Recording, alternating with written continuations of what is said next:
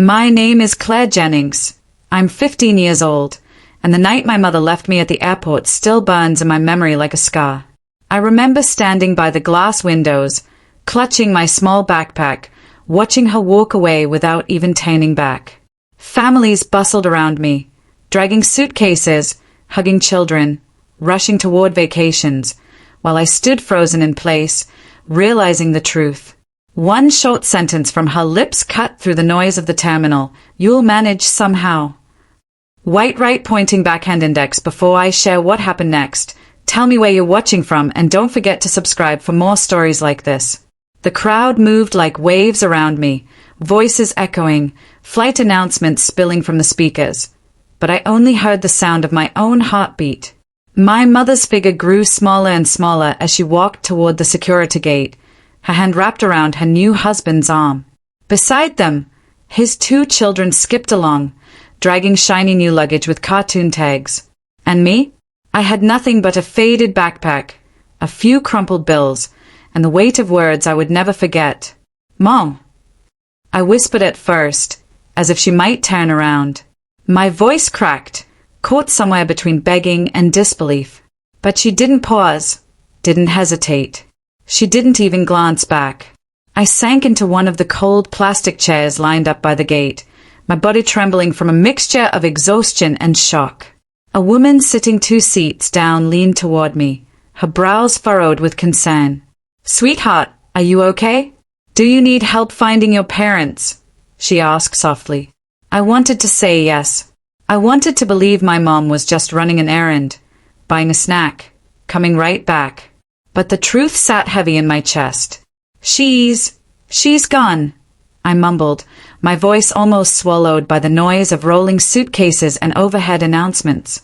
The woman hesitated, clearly unsure what to say, and then gave me a sympathetic pat on the shoulder before returning to her phone. That tiny gesture of pity made me feel smaller than ever, like a child no one wanted. Hours blurred together.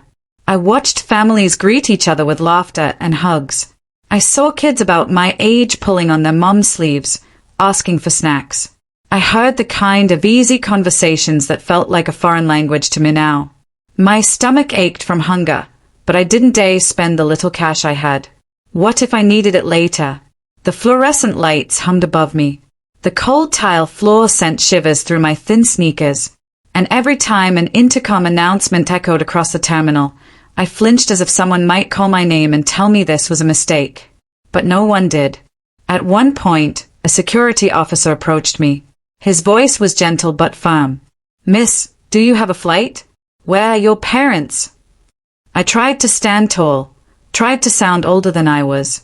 "I'm just waiting," I lied, though the tremble in my voice betrayed me. His eyes narrowed slightly, as if he could see through me. But after a moment, he nodded and walked away, leaving me in my lonely bubble again. That moment was the first time I realized I wasn't just abandoned. I was invisible. As the hours dragged on, fear seeped deeper into my bones. What if I had to sleep here tonight? What if security forced me to leave? Where would I even go? The thought of wandering into the dark streets outside the airport made my chest tighten with panic. I tried distracting myself by digging through my backpack. Inside was a half-empty notebook, a pen, and a photo of me at age 10, smiling awkwardly beside my mother at a county fair.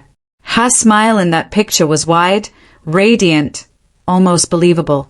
But now, 5 years later, that same woman had chosen a man and his children over me. She had chosen luxury, vacations, and a new family, and left me stranded. I pressed the photo against my chest, fighting back tears. A part of me still wanted to believe she'd come back, maybe apologize, maybe explain it was all a mistake. But the echo of her words, "You'll manage somehow," reminded me this wasn't a mistake. It was her choice. The night wore on. My stomach growled louder. I shifted in my seat, curling up, trying to make myself small. Every sound around me seemed magnified. The squeak of shoes, the hum of machines, the chatter of travelers. My eyelids grew heavy, but every time I drifted close to sleep, fear jolted me awake. Then came the cruelest sound of all, laughter.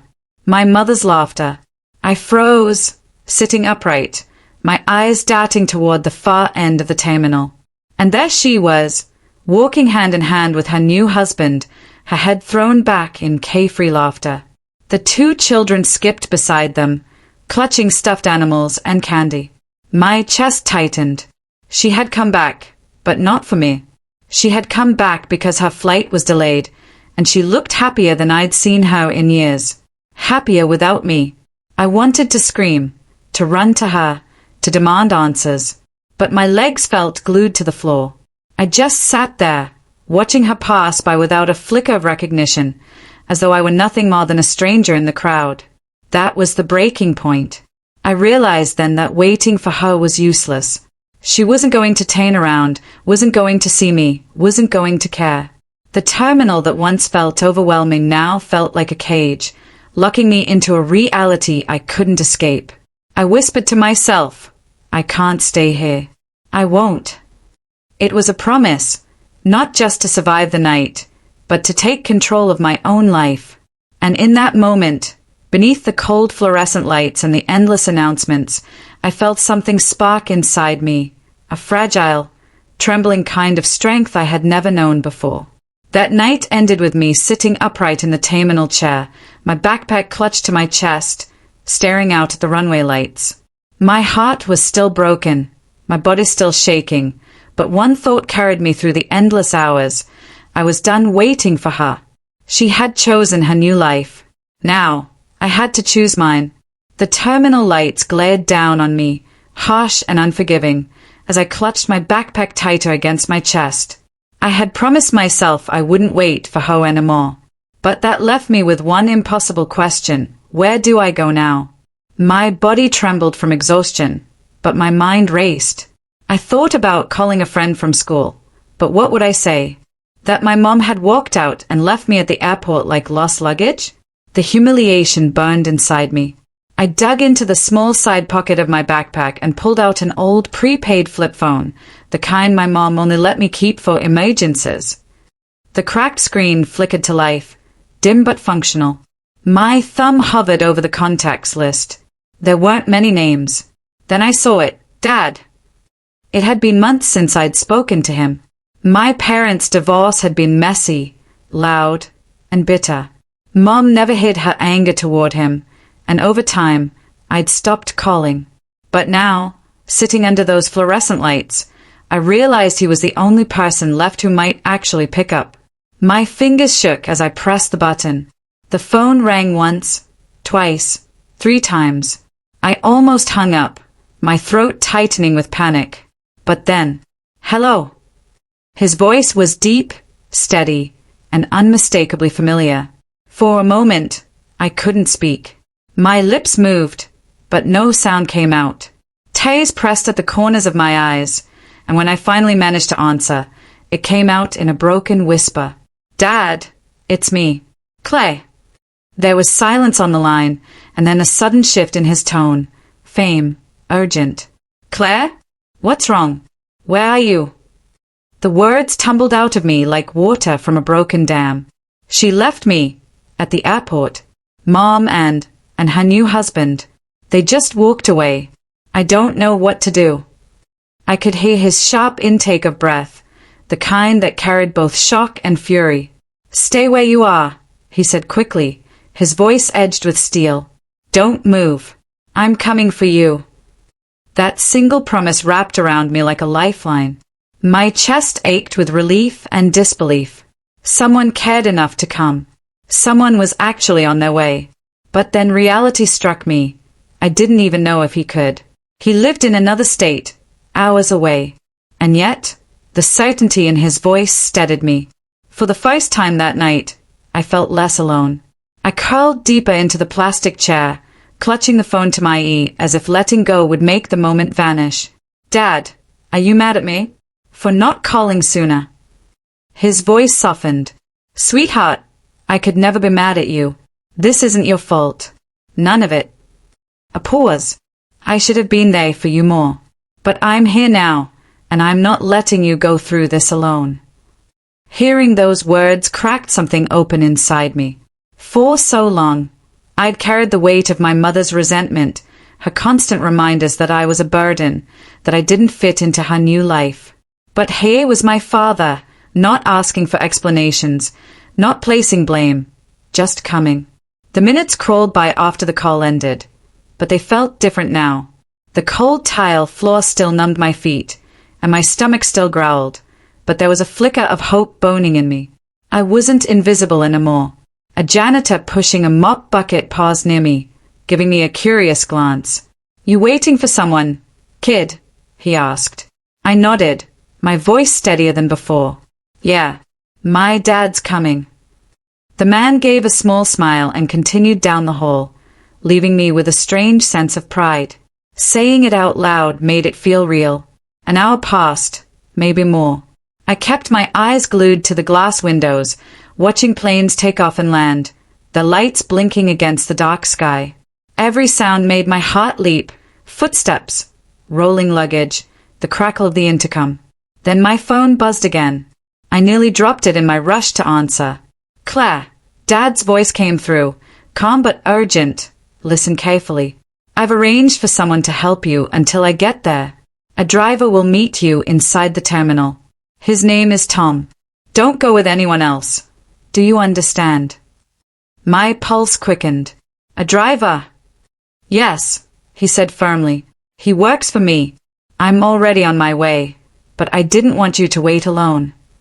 I hesitated, my grip tightening on the phone.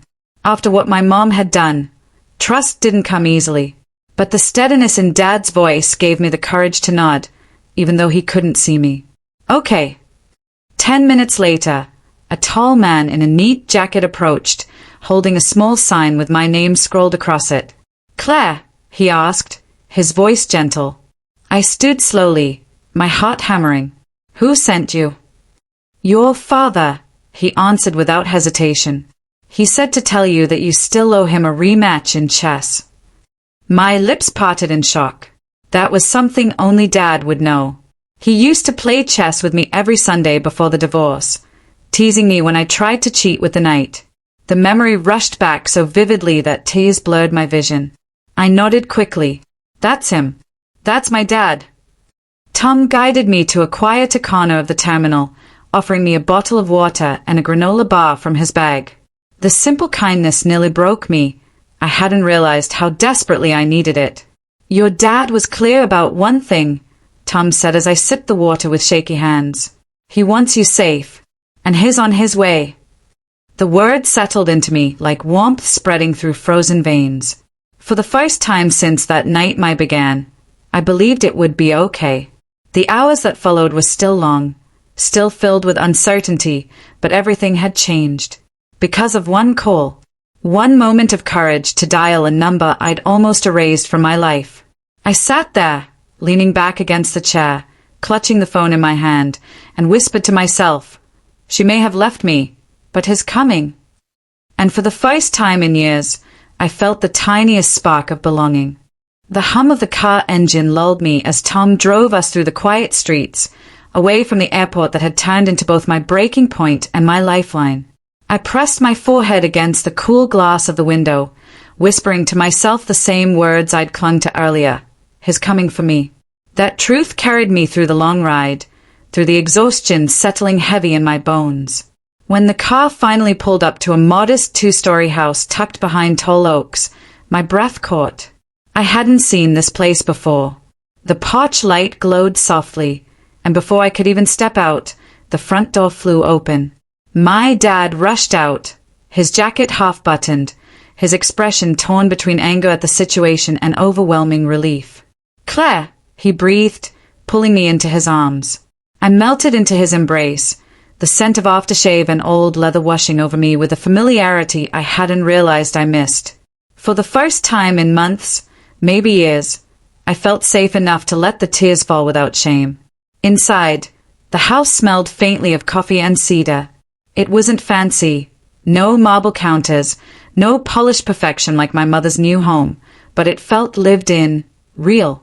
Photos lined the hallway, fishing trips, birthday cakes, awkward middle school smiles. Pieces of a life that had continued without me, waiting quietly until I returned. Dad led me to the couch, pressing a blanket around my shoulders. "You don't have to say anything right now," he murmured. "Just know you're home. For as long as you need." That word, home, echoed in me like a bell. The first few days were a blur of sleep and silence. My body tried to recover from the long night at the terminal, but my mind replayed every detail. My mother's back turned coldly as she walked away. The empty seat beside me. The crushing weight of knowing she had chosen someone else over me. Dad didn't push. He cooked simple meals, scrambled eggs, grilled cheese, bowls of soup, and left them by my door with a soft knock. Sometimes he sat quietly in the living room, TV murmuring in the background, waiting if I wanted to talk. On the third morning, I finally joined him at the kitchen table. He glanced up from his newspaper, his eyes softening. "Morning, kiddo," he said gently, as though testing if the words still fit. "Morning," I whispered back. It wasn't much, but it was a start. As the days turned into weeks, small routines began to form. Dad taught me how to make his favorite pancakes, flipping them clumsily at first until I managed to get one golden instead of burnt. He laughed, ruffling my hair. "See? You're better than me already." We spent afternoons in the garage, sorting through duster boxes he hadn't touched since the divorce. Old board games, holiday decorations, a stack of letters I'd written to him as a child. Reading those crooked scrawls of, "I miss you," Daddy made my throat ache, but it also reminded me of the bond we once had. A bond one desperately wanted to rebuild. Still, not every moment was easy. At night, when the house grew quiet, I sometimes caught myself waiting for my mother to call, to apologize, to explain. The silence on my phone was a sharp reminder that she wouldn't. One evening, after a particularly long pause at dinner, Dad set down his fork and looked at me carefully. "Claire, I know this is hard to hear, but you don't have to wait for her anymore. You're allowed to start living again." I stayed at my plate, pushing the peas around with my fork. What if she comes back? What if I'm not here when she does? His hand covered mine, steady and warm. If she truly wanted to come back for you, she never would have left. You deserve more than waiting on someone who chose to walk away. His words sank deep, carving both pain and clarity. Part of me wanted to argue, to defend her, but another part, the part that remembered her cold eyes at the terminal, knew he was right. To keep myself from sinking into endless thoughts, I decided to take small steps forward. Dad suggested enrolling in a few community classes, nothing overwhelming, just enough to give me purpose again. The first class I signed up for was photography. Holding the camera felt strange at first, like an intruder's tool, but soon it became a way to see the world differently. I captured sunlight spilling through the kitchen window, Dad's laugh mid-movement, the quiet stillness of the oak trees outside. Each photo reminded me that beauty still existed, even in the aftermath of abandonment. One afternoon after class, I showed Dad a picture I'd taken of him fixing his old truck. He squinted at it, chuckling. "You made me look 10 years younger. You're hired." His light-heartedness didn't erase the pain, but it created pockets of joy I could breathe in. The biggest turning point came when I decided to rearrange the spare bedroom that had become mine. The wallpaper was peeling, the dresser scratched, the bedding mismatched. But I wanted it to feel like my space, not just a room I was borrowing. Dad drove me to the local thrift shop, where we rummaged through shelves of lamps, rugs, and second-hand books. I picked out a soft quilt covered in faded blue flowers and a lamp with a slightly crooked shade. It wasn't much, but when we set it all up together, the room finally felt like a reflection of me. Standing in that little sanctuary, I realized I wasn't just surviving anymore. I was slowly building a life anew. Of course, healing wasn't a straight line. Some days, a song on the radio or a random comment would pull me back into the hollow ache of rejection. But each time, Dad reminded me, "You're stronger than the hurt. You've got roots here now." And he was right. The roots were small: photography classes, thrift store treasures, shared meals. But they were mine. They were real. One night, as I lay beneath the quilt, listening to the steady creak of the house settling. I whispered into the darkness, "I'm not who I was at the terminal." The girl left behind was still inside me, bruised and grieving, but she was no longer the whole of me. I was someone rebuilding, someone choosing to stay, someone learning, day by day, to trust and love again. And that, more than anything, was the life I wanted to keep building. The night I admitted to myself that I wasn't the same girl left behind at the terminal, I thought the hardest part of my story was over. I had rebuilt pieces of myself, stitched together a fragile life, and carved out a place where I finally felt safe. But life has a cruel way of testing you just when you begin to believe you're steady again. It happened on a Sunday morning, the kind of morning that smelled of coffee and pancakes, sunlight spilling through the windows in warm streaks. I was halfway through setting the table when a sharp knock rattled the front door. Dad looked up from the skillet, spatula paused midair, expecting someone. I shook my head. The knock came again, louder this time. My chest tightened. Something about it felt insistent, almost desperate. Dad wiped his hands on a towel and moved toward the door. When he opened it, the air seemed to collapse around me. There she was, my mother. Her hair was perfectly styled, her dress crisp as if she had just stepped out of a boutique. But her eyes gave her away. They darted nervously, rimmed red, as if she had cried before arriving. "Claire," she breathed, her voice trembling in a way I'd never heard before.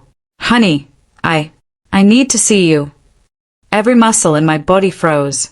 The fork I had been holding slipped from my hand and clattered against the table. Dad stood solidly in the doorway, his jaw clenched. "You've got some nerve showing up here." "I just need a moment," she pleaded, her gaze flickering between the two of us. "Please." I wanted to run. I wanted to scream.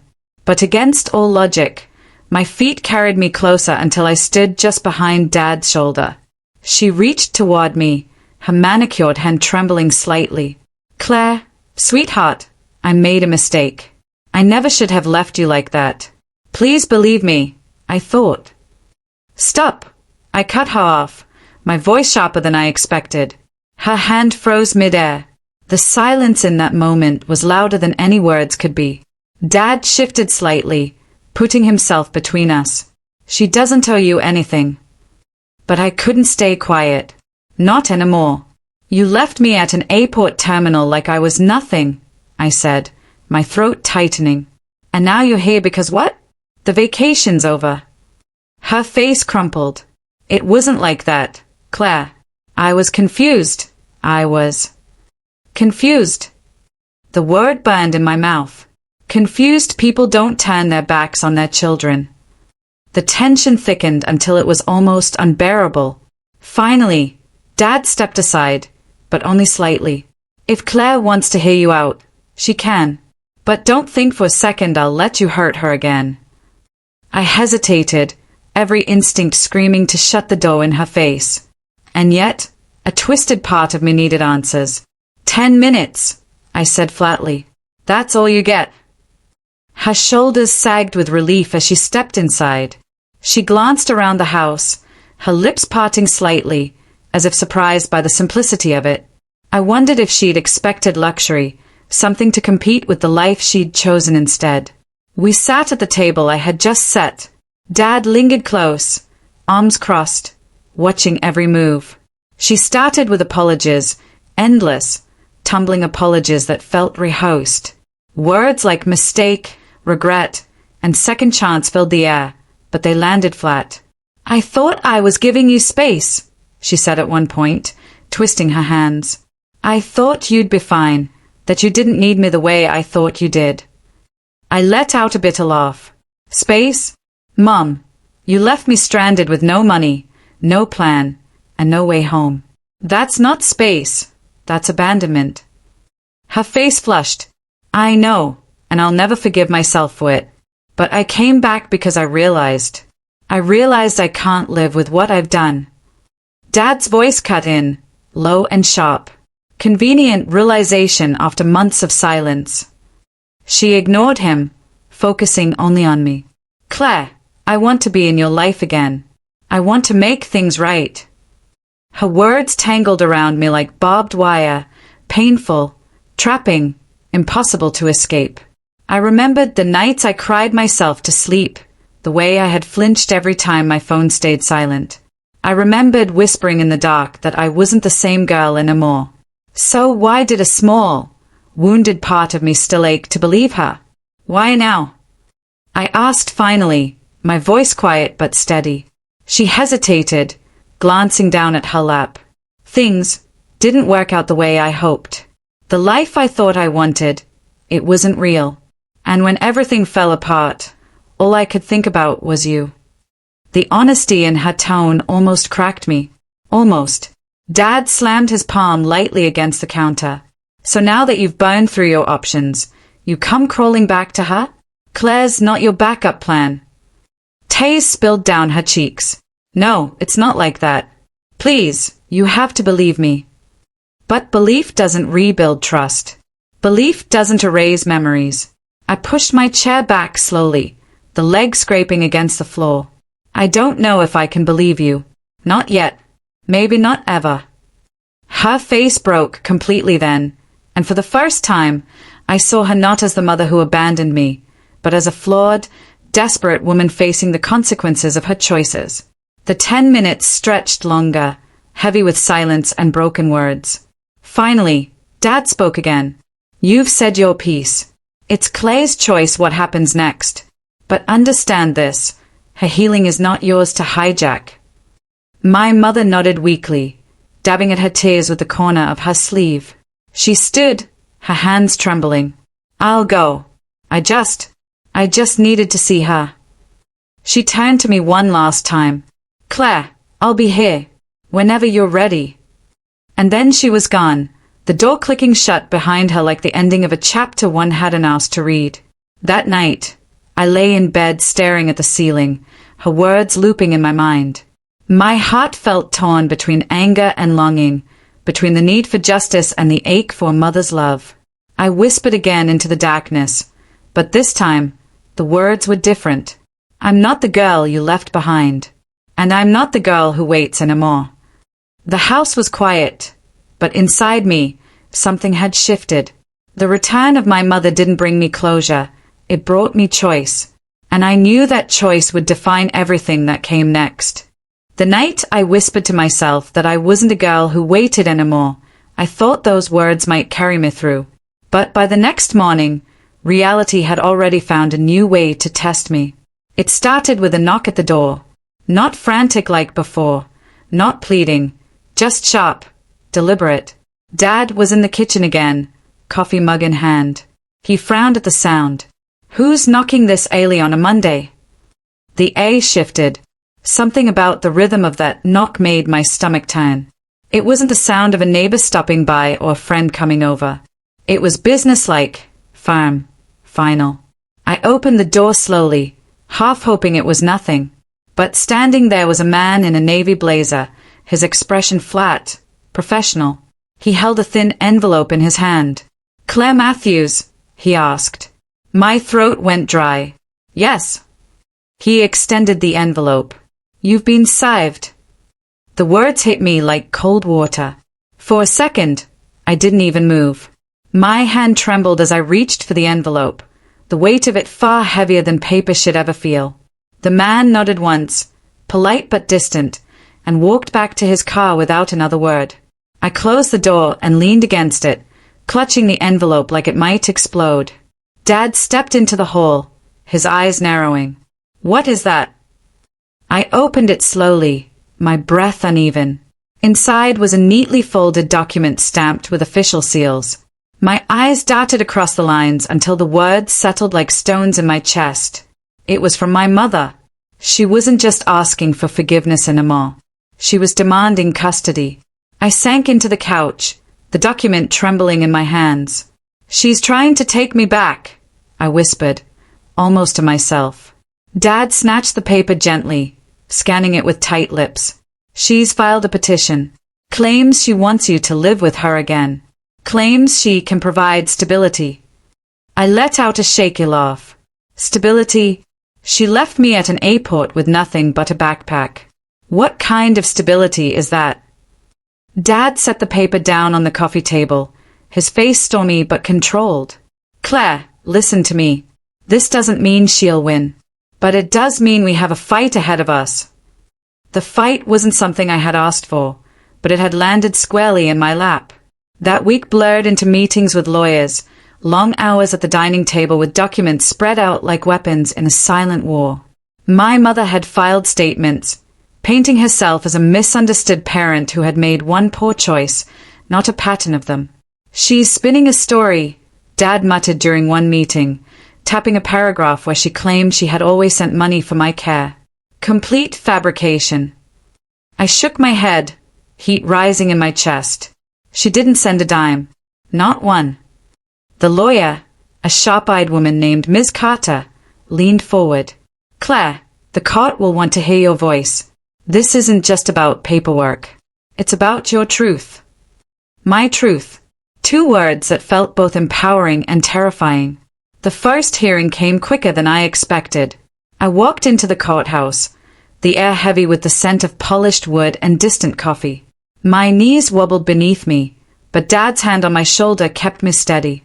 And then I saw her, my mother, seated at the other table, dressed immaculately as always. She looked calm, collected, like she belonged here. Her new husband sat beside her, his arm draped protectively around her chair. Our eyes met across the room. For a second, I saw something flicker. Fear, maybe, or desperation, but she masked it quickly with a polite smile. That smile sent fire through me. When it was my turn to speak, I stood, palm sweating. The judge's voice was steady. Claire, you're 15, correct? Old enough for the court to consider your perspective. Tell us, in your own words, what you want. The room blurred at the edges, but I locked my eyes on the judge. My mother left me alone at an airport terminal, I said, my voice trembling but clear. I was 15, with no money, no ticket, no plan. She looked me in the eye and told me I'd manage somehow, then walked away. That's not confusion. That's abandonment. Gasps rippled softly through the courtroom, but I kept going. I don't want to go back to her. I don't trust her. I've built a life with my father, and for the first time, I feel safe. That's what I want, to stay where I am. My mother's lawyer tried to object, painting me as a teenager clouded by temporary resentment. But the judge silenced him with a raised hand. The girl has spoken. I glanced at my mother then. Her face had paled, her lips tight. She looked smaller somehow, as if the truth had stripped her of the power she thought she had. When the hearing ended, the judge didn't give a final ruling yet. That would come later. But as we left, Ms. Carter whispered, "You were powerful today, Claire. The court listens to voices like yours." For the first time in weeks, hope pressed lightly against my ribs. Days later, the official notice arrived. This time, not in the hand of a stranger, but delivered directly by our lawyer. I sat at the same table, the same sunlight spilling across the wood. As I opened the envelope, the ruling was clear.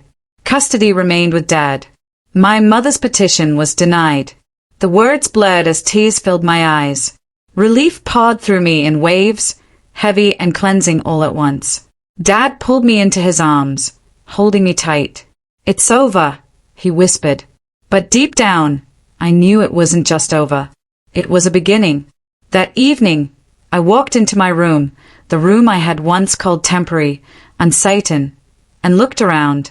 My posters still lined the walls. My books were stacked in uneven piles.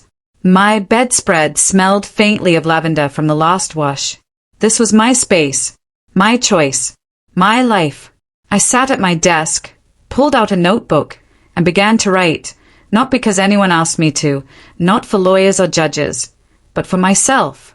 I wrote about the girl at the terminal, the knock at the door, the courtroom where I finally spoke. And as the pen scratched across the page, I realized the notice that mattered most wasn't the one stamped with seals. It was the one I served to myself, that I would never again let someone else decide my worth. That I would live my life on my terms. That I would never be the girl left behind again.